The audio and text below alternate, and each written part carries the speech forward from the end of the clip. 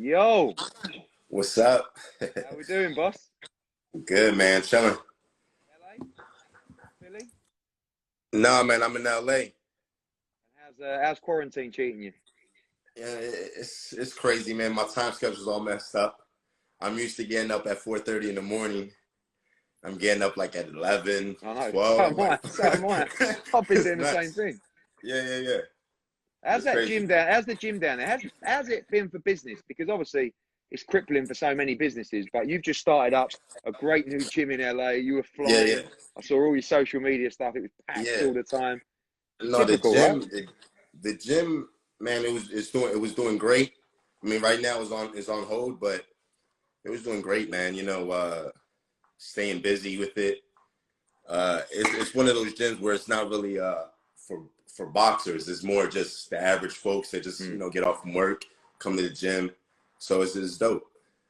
Last time out was, I think, forgettable in that. Yeah. For the people who Oh, don't know, basically, Gabe was standing by to fight Danny Jacobs because yeah. Julio Cesar Chavez is fucking crazy as shit, Yeah. right? Yeah. Yeah. So we always felt that actually Danny Jacobs would probably end up fighting Gabe Rosado. So Gabe was standing by. He was going to have a little 8-rounder on the card just in case he didn't fight Danny Jacobs. Anyway, somehow, some way, Julio Cesar Chavez finds his way into the fight. So Gabe's in not much of a fight, It's but not, I'm going to. and he paid an extra million. Yeah. Not me. Chavez did. Yeah. Yeah. So then I'm going to get Gabe on early, right? So Gabe comes to me, says, "Listen, why am I on so early?" I said, "Well, listen, there's such a packed card. You're in an 8-rounder. What I could do is we could Well, I was float actually you, a 10-rounder. 10-rounder. I could Yeah. float you, and we'll fit you in. There's going to be stoppages, blah blah blah. Anyway, of course, there isn't really a lot of stoppages, and Gabe sits there for about 6 hours waiting to fight. Danny Jacobs goes out. The madness ensues. The beers come flying in the ring. Mm-hmm. Like the whole ring is covered in Tecate, right? Yeah. And the commission say to me, "No, we're done for the night." Gabe's sitting there. I think by then, but even by that point, you were like, "Do you know what? Maybe I'll just go home." Yeah. I said to the commission, "Listen, give it 5 minutes. Let Gabe fight. He's been training, and I wanted you to have the win to get the win to come back because we know we're talking about world championship fight." Yeah. Anyway, you go out there. There was about 20 people there. Everyone's gone. And I'm doing the media backstage and I'm popping out and watching. It goes the 8 rounds. And I see you coming back. And I was just like, oh, no. And you're like, yo, Eddie, what the fuck, man? Yeah. I was like, mate, I just got to go and see someone. Wait a minute. But listen, I was pleased that you got out and got the win. You needed that win on your record coming off the Selecki defeat. But we want to talk that you've given unbelievable entertainment over the years. We feel like you still have a lot left in the sport. I want to go straight into the Daniel Jacobs question. Firstly, where does that beef come from? I saw something with you two on an escalator ages ago, but you two aren't like massive on beef. Do you know what I mean? Like Danny, I never really see Danny lose his head. The other night, I gave him the list of all the world champions at 68, and he says he wants to fight you. Yeah. So where does this come from? I think it comes from with two East Coast guys. He's from Brooklyn. I'm from Philly. And me and him were supposed to fight years ago. It was way back from when I fought Peter Quillen for the world title, which was a fight I was winning and got stopped on cuts at the end. He was up to fight the winner. And then it kind of just stirred from there, where we were supposed to fight and it never happened. And then I said some things about him that he didn't like on, I called him a bootleg Andre Ward. He didn't like that. And then, so he threw shots back, and then that's just where it came from. But,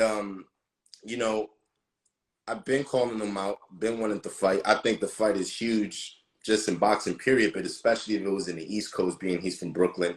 I've headlined in Brooklyn and in Madison Square Garden, so I have a big fan base in his hometown. So it's just well, one of those fights we could do it in Philly. I spoke to him the other day. He said he was happy to come to Philly as well. Well, Great you atmosphere saw last the time. crowd was Selecki. Oh man, it was that nuts. was unbelievable. That was one of my favourite fights of the year. You and Selecki. The atmosphere was unbelievable. But I agree. I think you against Danny Jacobs in New York or in Philadelphia goes well. For sure. You confident in that fight? I mean, look, he's a 2-time world champion. Moved to 168. You're not really a 168, Gabe, but like he's moving there. Yeah. Here's the funny thing. Me and Jacobs we did a camp years ago in Poconos, in the Poconos in PA. And, you know, I kind of see his style. I've seen him throughout the years. I feel like, especially now, I'm with Freddie Roach now. Freddie Roach is just, we had a great camp. We were preparing as if we were fighting Jacobs, thinking that Chavez would come out. So we had a great camp, great sparring. I feel great at 68. I feel a lot stronger at 68 now that I don't have to cut down. You know, I walk around like 85. So for me to get down to 60, it takes a lot of work.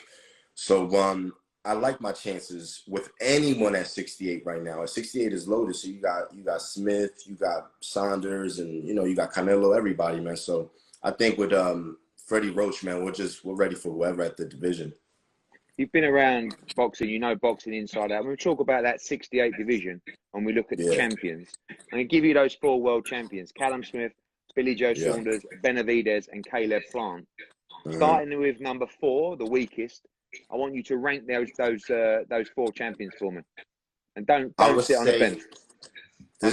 So I would say number 4, because he's inconsistent, is Saunders. Okay. Saunders is the most beatable out of all of them because he's inconsistent and he's just everywhere. And this is a you know, I would put Saunders 4. I would put Plant 3. Yeah. Even though I like Plant a lot, but he hasn't fought, you know, really a big name. Then I'll put Benavidez, and then I would put Smith. Smith number 1.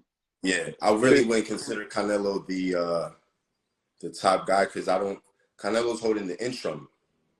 And Smith holds the world title. Yeah, 2 big guys. Smith and Benavidez, two monsters at 68 as well.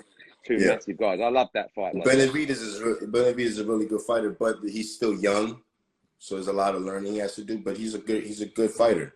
But yeah, I would put Saunders 4 just because he's very inconsistent.